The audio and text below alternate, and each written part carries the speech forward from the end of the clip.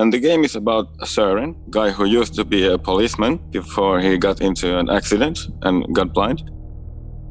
Whether you're doing with visuals or audio only or virtual reality, whatever it happens to be, that's the cool thing is gaming has become so big that anybody can find something that they might want to play. Please welcome My True Sound, creators of audible games for the blind. It's my goal in here to be able to do an audio game multiplayer. And joining me, Jesse Anderson. In some of my favorite games over the years, audio goes a long way in selling you on the environment that you're in, or if you're playing an action game, you find out where people are. Gold Gun, available in the App Store today. We are doing our own game engine, which is like the tool to make the games. And our goal is that engine at some point can be used by blind people, that it will be like fully accessible and that they could do their own games. And we want to show it. It's for everybody and that there will be games for everybody. So it's not for sighted, it's for us as well. Welcome to Blind Abilities. I'm Jeff Thompson, and today in the studio we got Jesse Anderson from Illegally Sighted on YouTube and a fellow resident of Minnesota with me. How are you doing, Jesse? I'm doing pretty well, although it is pretty chilly out there, so yeah. Well, our guests today, I think they come from some place that can get chilly too, all the way from Finland. We got the team from My True Sound, David Oliva and Mikko Gunand. Yes. Perfect. Thank you, Jeff. You bet. How are you guys doing? Fine, thanks. Pretty fine. Good. You guys got some great news. You guys coming out with some breaking news. Just released Gold Gun on the App Store. Some audible games for the blind. Can you explain a little bit about your company? And thanks for coming on. So we are a small startup from Finland and we do audio games, and we have been around for 1 year and a half. Sure, at the beginning it took a little bit of time, but now we are stronger than ever and we are launching our first game, Gold Gun, at the end of this month, so 31st of January. And it's an audio game that you play on mobile devices, iPhone and Android. Thanks, David. How about you, Mikko? Yeah. I've been playing games throughout my life. I'm blind myself and I liked games. Every time I've been around, after trying computer games and console games and such, I have a little bit sight, but like read braille, and don't have colors. Basically, visual games are not for me. I've tried some audio games, but we want to do something different, more fancy, so we are on the way there. And this is the first game. Let's see what happens. Well, that's really great news, David, Mikko. Well, knowing I'd have you two on from My True Sound, I decided to bring on the expert from Illegally Sighted, Mr. Jesse Anderson. Jesse, you've been involved in gaming for quite a while. I have been running the Illegally Sighted YouTube channel for, what was it? I think since 2012, but I have been a gamer ever since I can remember. And when I was really young, seeing the Atari 2600 at my babysitter's house, and just the fact that, I can control something on the TV, even though it was just these like rudimentary shapes and blocks and things. And I saw my first Apple II, and then the NES came out, and that's pretty much all she wrote. I've just been addicted ever since. I've been playing games, PC games, console games, definitely some audio accessible games in the past, and especially now that I've been doing the channel, I've really started trying to get more into game accessibility as well. Well, that's great, because this is something that's become more and more popular amongst the blindness community, and it was exciting to hear that My True Sound is coming out with a new game. When do you perceive that the game would be released for the public? If everything goes good, it should be 31st of January, and then it's actually the first episode of 7. If we try to make the whole game at once, where there will be 12 hours of gameplay, we will never get it done. We are so reduced resources that we thought, okay, let's cut it down. Let's make the first episode and check what's the response. Do the people like it? Are we able to do it? What things should be improved? And so it's kind of a test, like a pilot, but we like it. Sure, there are a lot of things to improve. We are able to change things on the run. If we realize that game mechanics are not working good or that we want to add some new functionality, then we just add it in the next episode. And it will be much more dramatic that if we do for 2 years a game and then people don't like it. So in that way, we are able to change things and react. We thought that was a smart move. And let's see how it's going. But yeah, we also have 2 other games that I can tell later what they are about. That sounds like you really thought this out, and I'm sure there's a lot of people that would like to give this a try come January 31st, and I'm sure Jesse will be putting it up on his channel right away. Yeah. Do you want Mikko to tell a bit like what's this Gold Gun about? You bet. Go ahead, Nico. Yeah, okay, I can if you want. I can if you don't. Anyway, it's kind of interactive radio play, more than an ordinary game. It's more based on the story than most of the games. And like a story where you have interactive parts where you can play. And the game is about a Søren, guy who used to be a policeman before he got into an accident and got blind. And after that, he is called back to work by the police force because of missions needing guy with special hearing. And I don't want to tell more because I would spoil the thing. Like, that's how it starts. This typical type of game there, Jesse? Well, I mean, that's the thing. In the 80s, early 90s, video games were kind of thought to be for kids. I still hear people like, well, what are you doing with video games? Those are for kids. But I mean, video games themselves now are, they're more popular than like movies and TV. I mean, they make so much money now. And it's just like movies, just like TV shows. There are games now for pretty much everybody. There's games for children, sure. But, I play a lot of games that are rated T for teen or M for mature, and it's just the kind of content that's in them. Sometimes people might want to play a detective game, sometimes they might want to go into play racing games, or just be in a big budget action movie, whether you're doing with visuals or audio only or virtual reality, whatever it happens to be. That's the cool thing, is gaming has become so big that anybody can find something that they might want to play. Yeah, and in the console world, there are these games called Telltale games. Ah, yes. That run the story and you interact with the story. That's the closest thing I find in PlayStation world for Gold.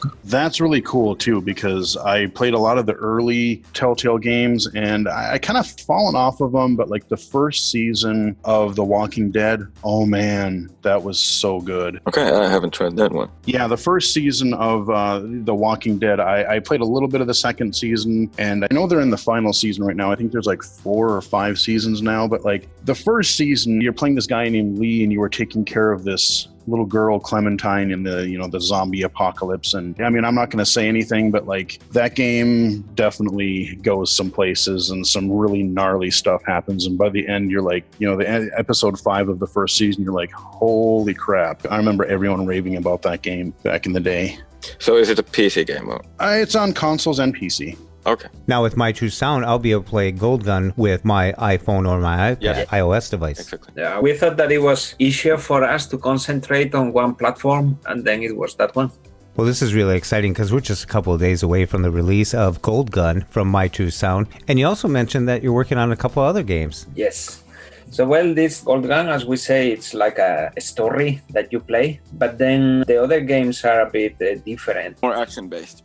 Yes. The first one, it's called Music Maze. It's like a infinite runner game where music builds up as you proceed on the level. It's actually a new concept we wanted to try. And we thought that, okay, if the music is the most important and then we want that you play for hours, then it should be very cool. So what we are trying is that it has a lot of action. You need to do a lot of things. And then the music and the melody builds up as you play. And all the sounds, all the actions you do are like in harmony with the melody. So in that way, like you can play for a lot. And it's like endless, basically, just you play for many levels. And then the other game, which I really like it's going to be called Audio Wizards. And it's a battle mode type. And in here, you defend your position by fighting against the spells attacking you. And music is also very important here. Again, all the sounds are in harmony and in tempo with the different soundtracks.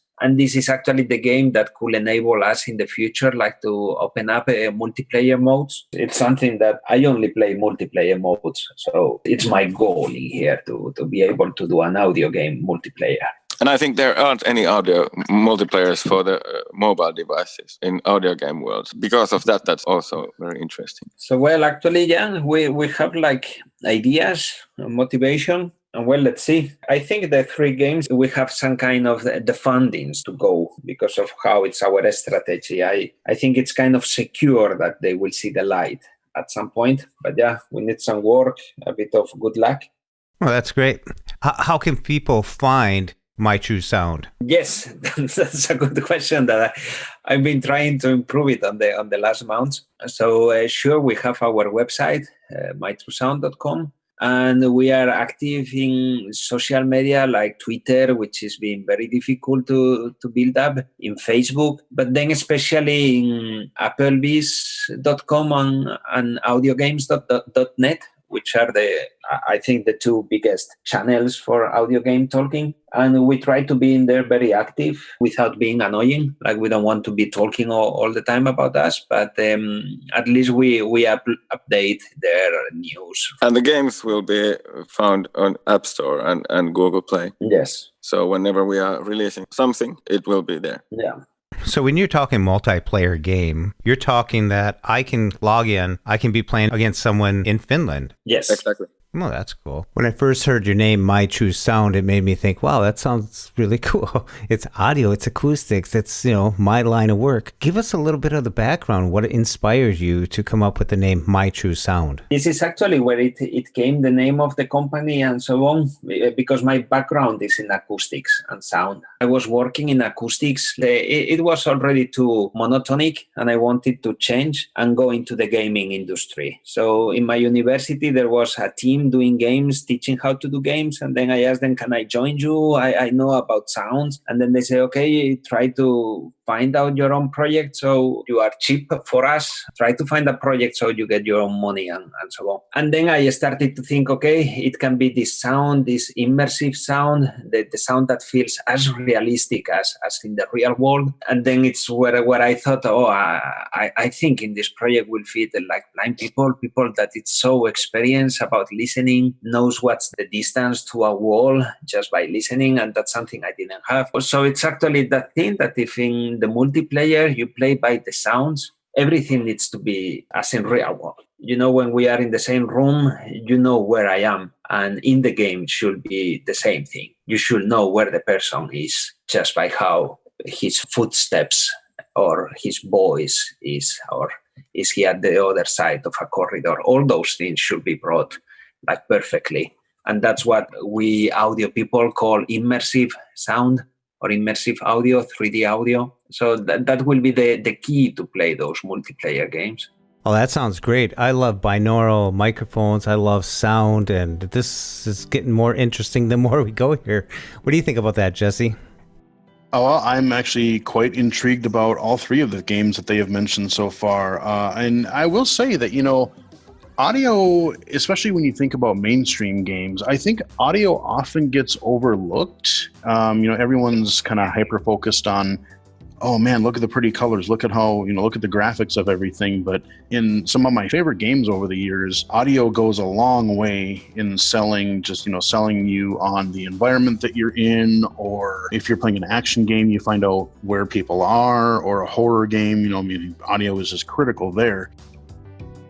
And there's been a lot of games, like I said, with the second game you guys mentioned was the Audio Endless Runner. Music Maze. Yeah, Music Maze. That one actually sounds really interesting because I am intrigued about games that also have kind of music as part of the gameplay. Like some of my favorite titles in recent years has been like Luminous or Beat Saber in VR, where basically you're doing, lightsabers to music, and it's just this whole like music as a core part of actually what you're doing, and it's it's really kind of cool. Like it's actually a bit how it has come, the idea. I have played a bit and it's so fun. Oh, isn't Beat Saber cool? I'm terrible at it, but it's amazing.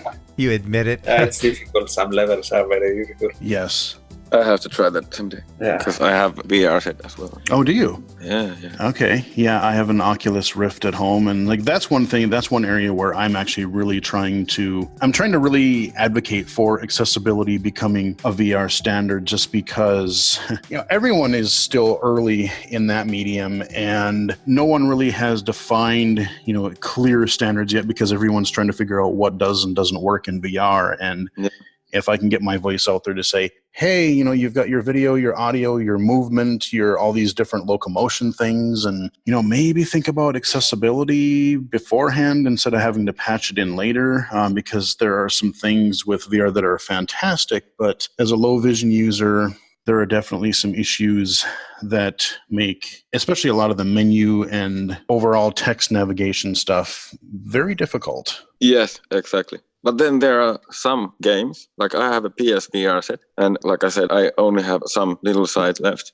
But for me, I think the great thing is that when I put the VR helmet on, I'm really there. I don't see the buggy graphics or like it's being sluggish or anything. For me, it's real, and it's so much fun. But there are some games that's been one of the surprises there. Like I played Resident Evil 7, which is a horror game. Oh, I'm so mad that didn't come to the PC VR. I so wanted to play that in VR. Yeah, usually those games are not for me because I don't recognize all the objects, what they are. So, but in the PS VR, you can go nearer the menus and they get bigger. So it's like using a screen reader, and all the objects have names. So basically, okay, it's a shoe. All right, man. So I know what I'm doing. It took time, but I did it. Yeah, and VR is just one of those things. I find it's kind of hard to explain to people. It's one of those things you almost really have to see, because you have that extra layer of immersion kind of with like the 3D depth and kind of what you're talking about there with the full head tracking, where you can, if you're in the environment and you want to look closer at something, you just lean into it like you would, in a real life environment.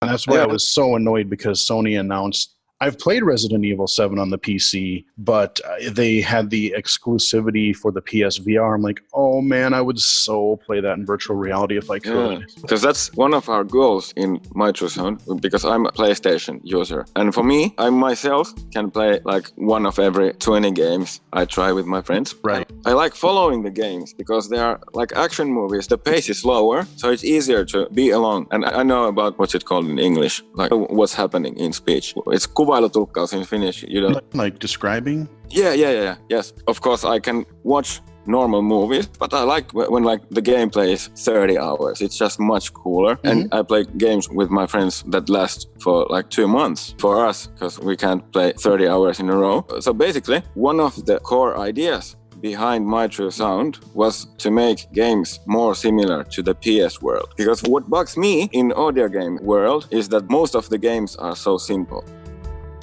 I liked many of the games, don't get me wrong. I play them quite a lot, actually, like Fear, and I used to play Audio Defense and stuff. But still, my favorite games are in PS world, and it's because of the stories and because of them being like movies and so on. When I got a possibility to join MitroZone to make audio games, that's been one of the goals. It's not happening in our first games, but we're going there. I promise. We're going. I don't know if we ever get just there, but we're going there anyway.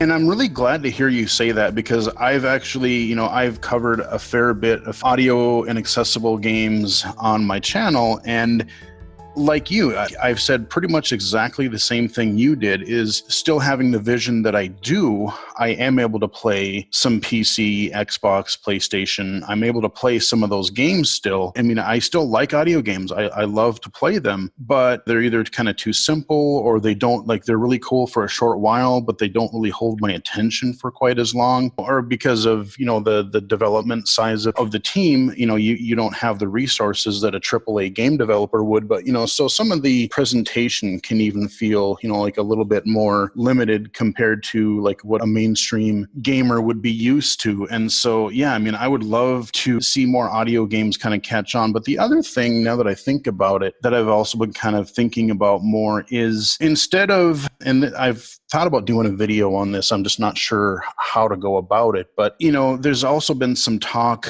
about instead of making, let's say, an audio game and kind of targeting it more toward a blind audience, because that's ultimately who we want to, we want to provide games for that type of audience. But can we make an audio game, but yet somehow make it appealing to the mainstream game audience to go, oh, well, I'm used to looking at everything visually and then having a sound with it. But instead of targeting it towards something that blind people can play, can we use like universal design and maybe make something that both sighted and blind and visually impaired players would want to play? Because that would also really make it so that, like, if you had a sighted audience also interested in your game, you would potentially have a lot more buy-in, a lot more, in people investing to pay, I'm going to pay $20 for this game, or $5, $10, $50 for a game. And you're not selling to like just a small blind market, but even just getting other people interested in, hey, there are more ways like when the Wii came out, people weren't used to playing motion controlled games.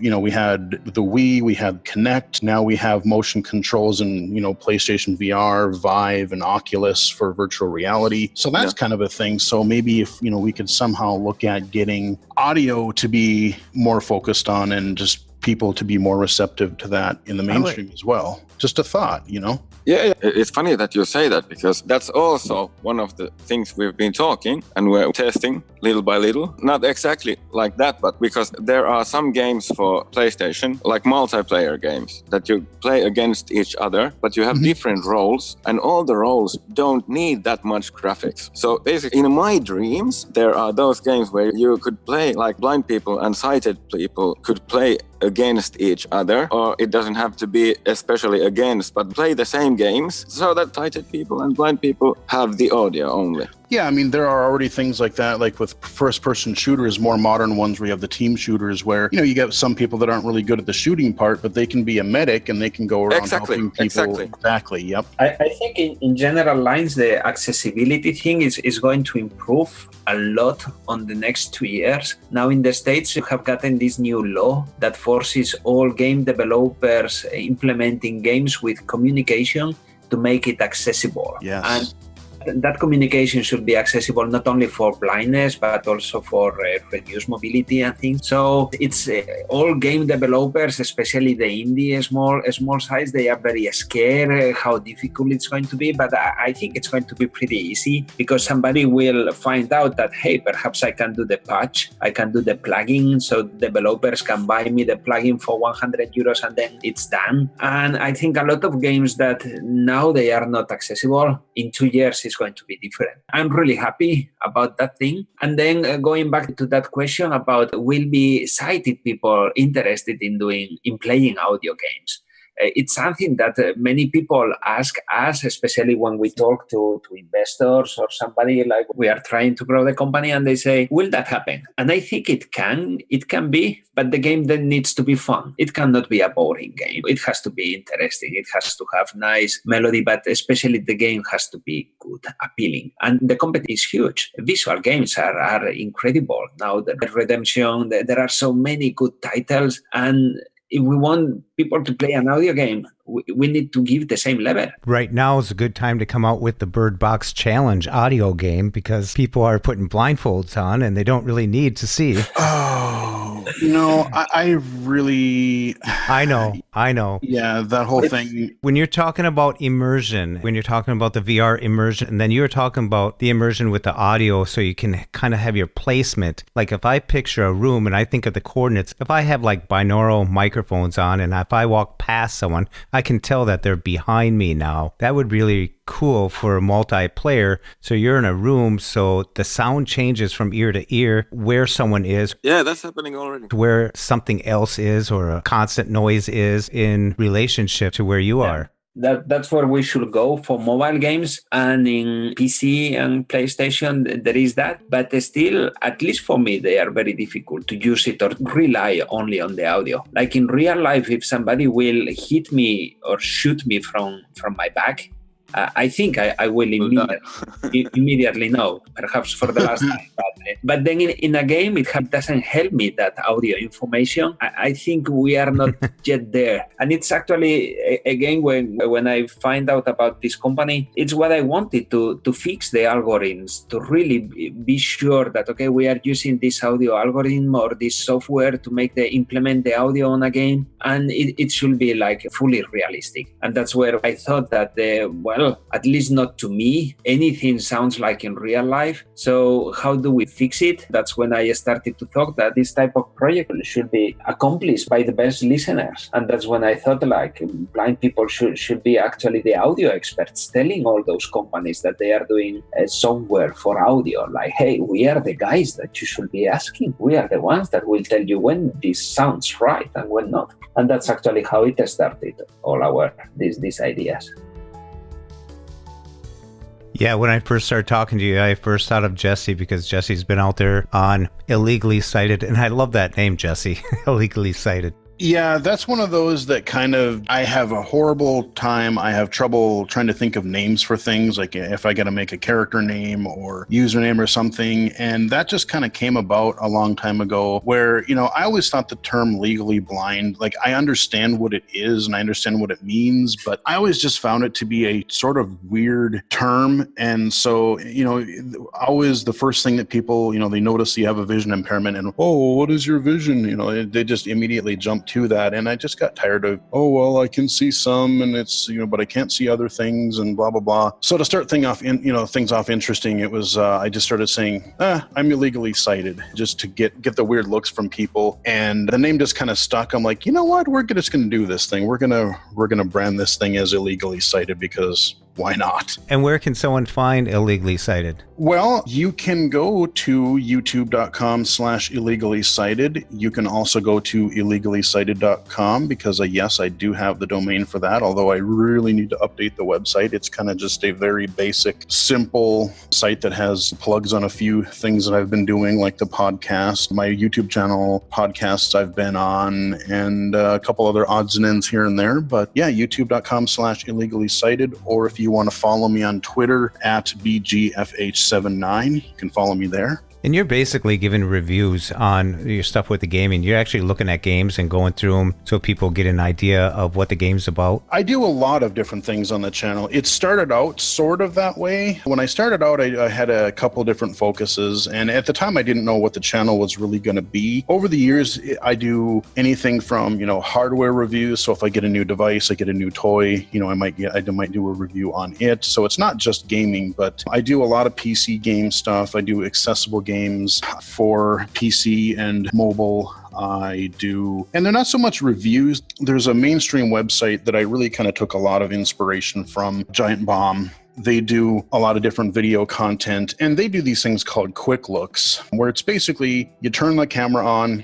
you let the video roll. It's not highly overproduced. It's just, today we're just going to show you what this game is. If it's cool, great. If it's a train wreck, okay, then people know it. If I get stuck in an area or if there's a technical difficulty, you get to see the good and the bad, kind of a live thing. And that way you can kind of make the decision based on the gameplay footage and my commentary. People can make the decision to say, is that something that I would want to check out? And if you're low vision, I can point out things that are good or bad. And people can say, well, that might be a little bit too intense for me. The contrast maybe not be good enough, or, oh, maybe I actually could play something, because I've seen enough extended footage. So that's kind of what I do. And then some virtual reality stuff as well. And pretty soon we'll probably see you checking out some of the stuff from My True Sound. Yes, indeed. When the game comes out, I will definitely be checking that out on the channel in some form. Going to be doing just another little cheap plug. I'm going to be going down to the 3rd annual Game Accessibility Conference in San Francisco this March. Going to be a presenter on a panel on game and VR accessibility. So I'm hopefully be able to meet a lot of developers there and talk to people that I've kind of met online via Twitter and such. And I'm really looking forward to that opportunity as well. that's a cool one. Yeah. How can people find My True Sound? You've mentioned it earlier. Can you give them a recap of how they can get a hold of you and find out more about My True Sound? We are in Twitter. We have our own webpage. We are on Facebook. We are active in audiogames.net and Applevis and those audio games forums. We try to be everywhere. So if everything goes like in the movies, you can find us everywhere. There you go.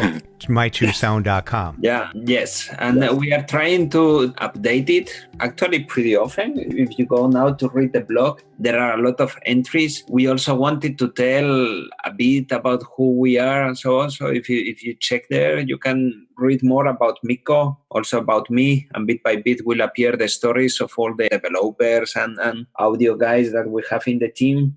We thought that it will be cool, and that's actually the place where you can find out about all the games we are launching. Then we really hope that our game, this Gold Gun, the first episode, will be easily found on App Store and Google Play. And we also have like a good news, which is that the first episode is going to be completely free for everybody. We thought that it would be cool that everybody could test this kind of game for mobile phones. And we also wanted to check, what are we reaching people?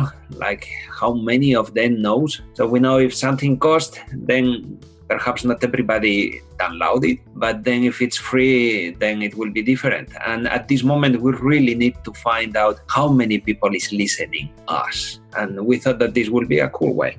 And the name of the first game that you mentioned was Gold Gun? Yeah, Whoa. Gold Gun, if I can tell a bit about the game plot, without opening it too much, but Gold Gun, it's a software used by criminals in the deep web to make some bad activities. And then this policeman, Soren, he is in charge of finding them out. And why he is the best person to do that, it comes up in the game as the game proceeds. The story is pretty cool. It has its point. We try to bring a bit of humor, and it includes real voice actors. So we are not using any voice over. Perhaps the quality of the actors is not Hollywood, but we are liking it. And we know that the second and third episodes and all the rest until the 7th are going to be much better with more mini games, more action, longer stories. This first one, as I said before, it's a bit like a pilot. It's about 40 minutes gameplay. So good enough to find out what the game is about. But then the whole story opens bit by bit.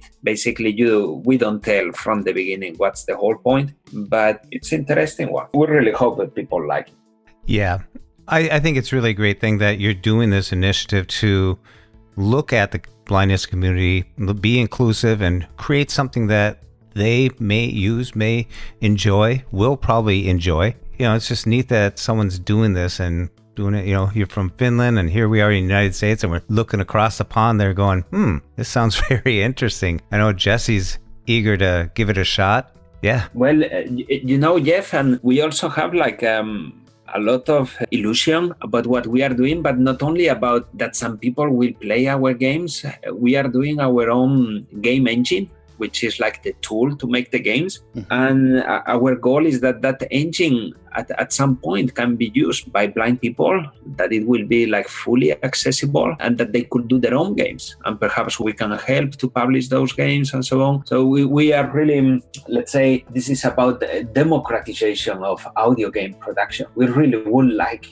to help other people to do the same we are doing now. We think it's a lot of fun. So we are really aiming at the end to something just bigger than launching a couple of games. We want to grow the gaming culture among blind people. Like me and Jesse, we both play, but I think we are still in the minority. So, because playing games is lots of fun and it's for everybody. And we want to show it's for everybody, and that there will be games for everybody. So it's not for sighted, it's for us as well. And that's actually, I'm really intrigued to hear you talk about the game engine and everything, and just how you hope to have the ability for other developers to use that engine to create their own content. Because I know there are some, I've played several games by other blind developers for either mobile or for PC in the past. it's still kind of a small niche thing, but like, if, depending on what the programming environment is and whether that whole, the programming side interface is accessible, but having a tool like that could be supported by and for blind people, I think is another really good idea. Because I know they were talking about doing that with the Papa engine, but I don't know whatever happened to that either. Yeah, I think the Papa, since they were belonging to this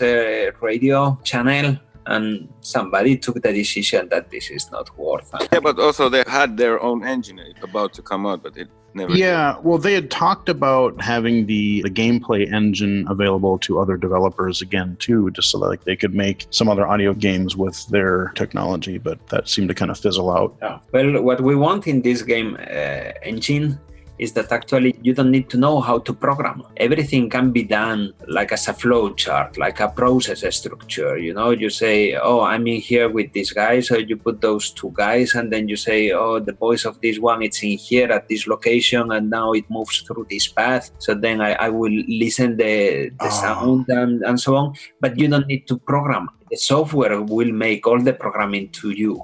That's actually fantastic, because I know there's been other like level design and mainstream games that have that. And I've taken enough programming classes to know that I always tell people the only thing I really learned in programming class is that I suck at programming. So if I'm able to, that's good to know. I'm able to get into an engine like that and just be able to do something like that, that would be fantastic. It will be, because it simplifies the whole process. It's too difficult to make now a full game just by your own. But we know that there's a lot of people that will love to do that. So if we provide the tool to make it faster, because now softwares, you basically can do everything with the mouse and the keyboard. And then if it's accessible, and then as Mikko said, there is a shoe, and then it says, this is a shoe. So everything, we can make it accessible. We just need to get somehow the money so we can pay the salaries to the guys that will do this work. And we are actually trying to get the money from some funding instrument from the Culture Finnish Fund. And we apply money hey, we have that idea and we want to make it accessible, and let's see if we get it. If we don't get it, then we will find another way. But that's the thing, programming, it's too difficult. It's better that you program the software to make the programming for you. That sounds really great. Yeah. Well, Mikko, David, and Jesse, I want to thank all of you for coming on. It's really cool. I'm glad you guys are working on this and doing this, and hopefully you get some funding. People see the light of this happening and give you some support. It's a really good thing you're taking a big initiative, and that engine you're talking about could be the catalyst for other people to build onto. Yes. Yeah. Well, I'll be looking for it. That'll be Gold Gun from My True Sound. Thank you all for coming on at the Blind Abilities, and people, stay tuned. Go check it out on the website and look forward to the upcoming games coming out from My True Sound. Thank you very much, Jeff and Jesse, for inviting us. Yeah, thanks for having me as well. Definitely. It's nice meeting you guys. Yeah, you too.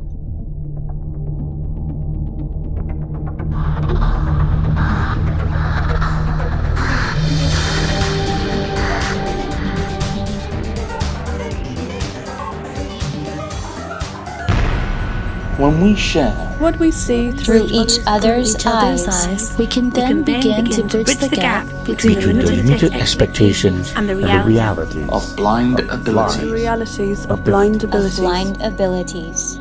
For more podcasts with a blindness perspective, check us out on the web at www.blindabilities.com, on Twitter at blindabilities. Download our app from the App Store, Blind Abilities, that's 2 words, or send us an email at info@blindabilities.com. Thanks for listening.